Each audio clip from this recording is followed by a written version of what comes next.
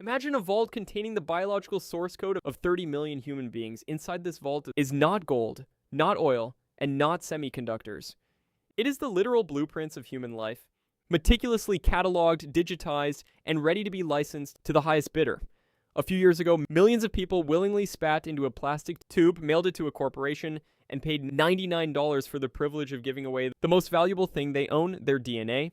They did it to find out if they were 4% Scandinavian or to locate a long-lost second cousin. But in doing so, they unwittingly handed over their genetic privacy to a biological goldmine. Today, the consumer genetics industry is in crisis, the hype has faded, the consumer market is saturated, and major players are bleeding cash. Which means the ultimate asset is up for grabs. If you had the capital to buy the world's largest DNA database today, you would be acquiring the most powerful, most dystopian, and most medically lucrative monopoly in the history of modern capitalism. To understand the true value of this acquisition, you first have to understand the fundamental flaw in the consumer genetics business model and why it is currently failing. Companies like 23andMe and Ancestry built their empires on a single transaction model. You buy a kit, you spit, you get a report, and the transaction is over. There is no recurring revenue. Once someone has taken a DNA test, they never need to take another one. Their genetics do not change, and this means the total addressable market is limited by the global birth rate.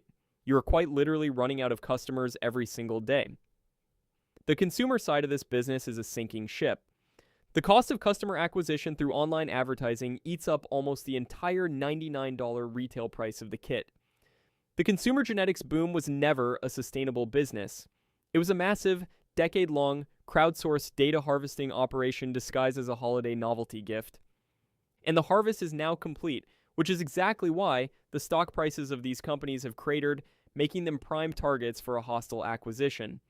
Because the consumer business is worthless, but the data is priceless. If you buy this company, you are not buying a plastic tube manufacturer, you are buying the largest privately owned biological data set in human history. Let us look at the actual economics of this database. The marginal cost of acquiring one more person's DNA is virtually zero. The database is a fixed asset. It sits on servers, fully depreciated, waiting to be monetized, and the way you monetize it is not by selling reports to consumers. The real money, the hundreds of billions of dollars on the table, is in the pharmaceutical industry. Developing a new drug is one of the most expensive and inefficient processes on Earth. It takes an average of 10 years and $2.5 billion to bring a single new drug to market, and 90% of drugs fail in clinical trials. Why do they fail? Because pharmaceutical companies are guessing.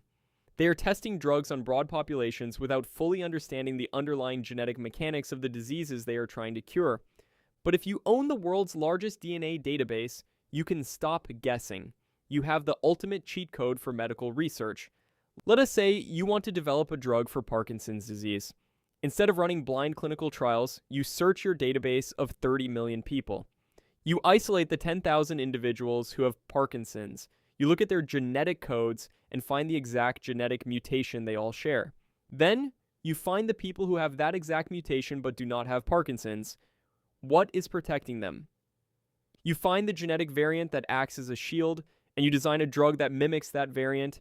You have just cut $1 billion in 5 years off the drug development process.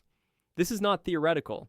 The major genetics companies have already signed multi-hundred-million-dollar data licensing deals with pharmaceutical giants like GlaxoSmithKline. The pharma companies pay massive upfront fees for access to the database, and then they pay royalties on the drugs developed using that data. If you own the database, you are sitting on a toll booth for the entire future of precision medicine. Every new drug, every gene therapy, every diagnostic test created in the next century will rely on human genomic data, and you own the largest proprietary pile of it outside of the Chinese government.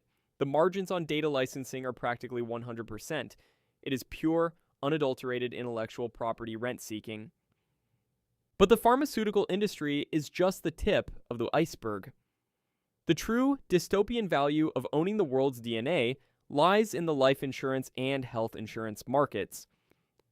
Right now, insurance companies assess risk using crude metrics: age, weight, smoking habits, and family medical history.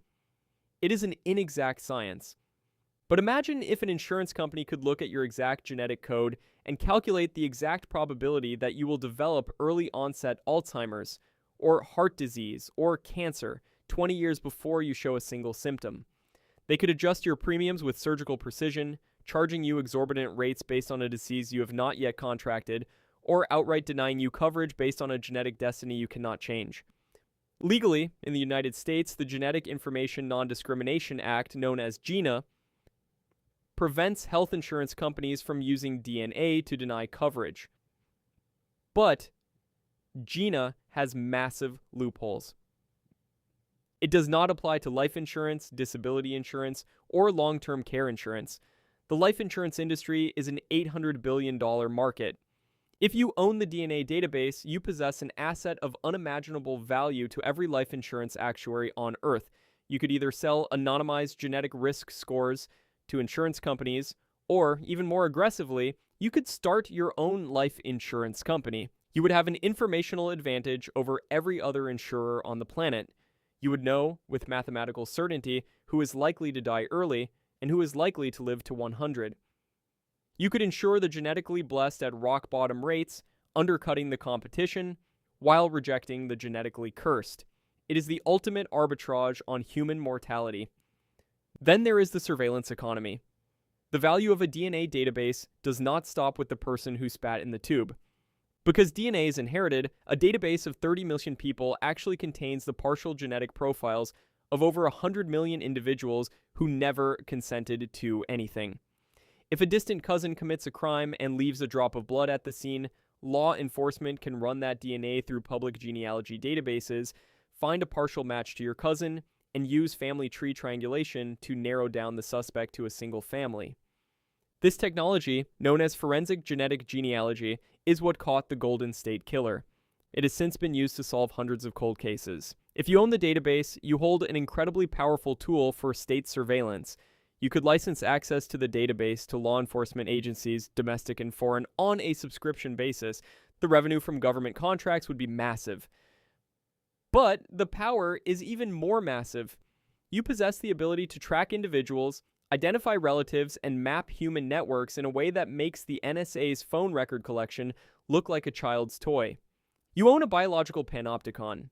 And because people voluntarily gave you this data, the legal framework surrounding its use by law enforcement is still a chaotic, unregulated gray area.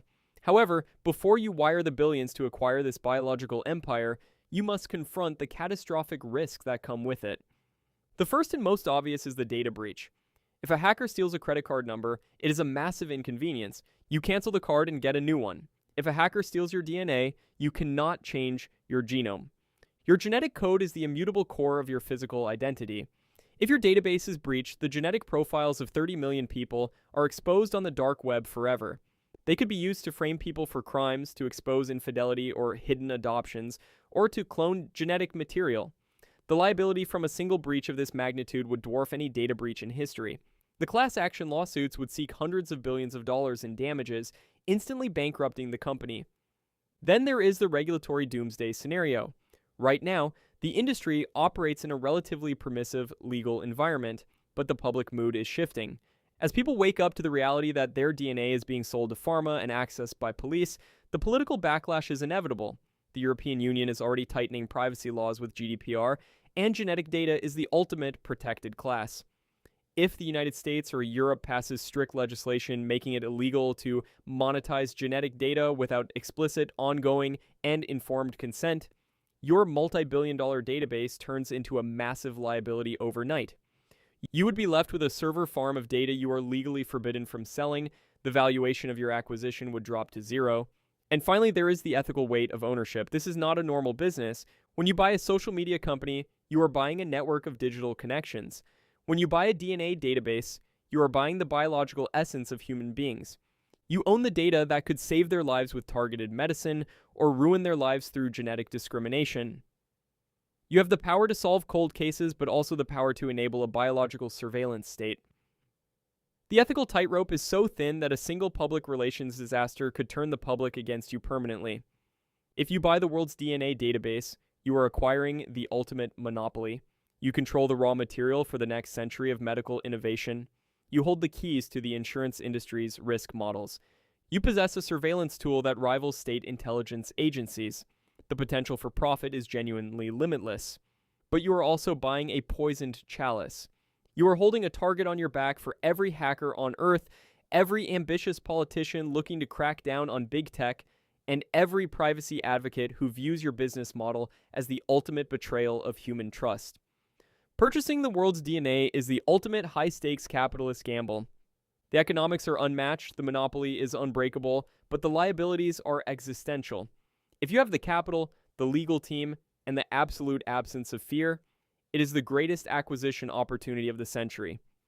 But the moment you buy it, you are no longer just a tech CEO. You are the landlord of human biology.